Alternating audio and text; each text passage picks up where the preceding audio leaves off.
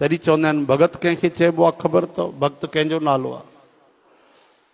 भज धातु सां जेको भगवान जो भजन करे, हा न।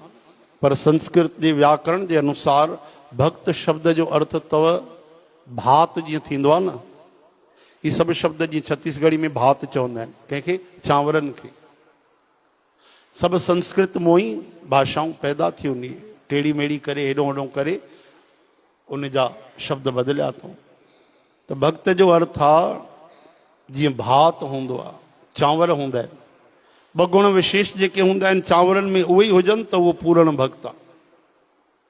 जॾहिं असां चांवर चाढ़ींदा आहियूं ऐं चांवर ठही वेंदा आहिनि, रिझंदा आहिनि, थोरो सो खणी करे थालीअ ते रखंदियूं त चांवर खे हथु लॻाए ॾिसंदियूं त चांवर हिकदमि कोमल ॻरी वेंदा आहिनि, सिजी वेंदा आहिनि, पका जेके थी वेंदा आहिनि।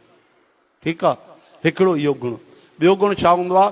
चांवर जेके बढ़िया ठहंदा आहिनि, जेके सिंधीअ में चइबो आहे छुड़िया चांवर, हा न। असां त वॾनि खां ॿुधो आहे, मूंखे चांवर त कॾहिं ठाहिया कोन्हनि अॼु तक। चांहि ठाहे वठंदो आहियां कभी कभार, बाक़ी चांवरनि जो आइडियो कोन्हे मूंखे। पर ईअं ॿुधो आहे माताउनि खां, चवंदियूं आहिनि हे चांवर छुड़िया आहिनि, हिकदमि छुड़िया ठहिया आहिनि, बढ़िया छुड़िया आहिनि, दानो दानो अलॻि चांवरनि जो, बिल्कुलु मिलियल ॻंढियल न, हा न, दानो दानो अलॻि चांवरनि जो। इहे ॿ गुण विशेष भक्तनि में हूंदा आहिनि।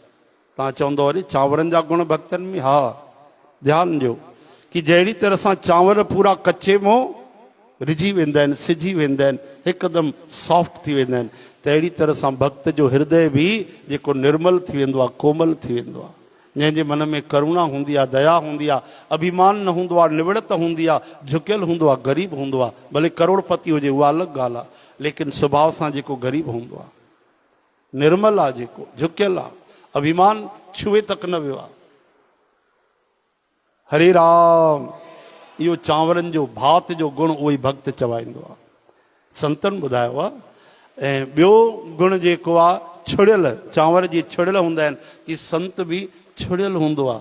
वधीक उन जी दिलचस्पी न हूंदी आहे, वधीक भीड़ भाड़ में, समाज में हेॾे वञूं होॾे वञूं, हिननि सां मिलूं हुननि सां मिलूं, चारि माण्हू वेहनि त ठहाका हणूं, ॻाल्हियूं ॿोलियूं कयूं, न न, वधीक रिश्ता न ठाहींदो आहे। ईअं सॼे संसार जी भलाई चाहींदो आहे। हिन जो मतिलबु इहो न आहे कि अभिमानी आहे, कि उनखे भई पसंदि न आहे, न न, अहिड़ी ॻाल्हि न आहे। उहो त वसुदेव कुटुंबकम, सॼी धरती उनजो परिवार आहे, पर उनखे वधीक इहा दिलचस्पी न हुजणु खपे। मेल मिलाप, हिन सां मिलां हुन सां मिलां, हिन सां ॻाल्हायां हुन सां ॻाल्हायां, हेॾे वञा होॾे वञा, हीअं कयां हूअं कयां, न, छुड़ियल चांवरनि वांगुरु अलॻि थी वेंदो आहे, भलो सभ जो चाहींदो आहे। चओ हरे राम।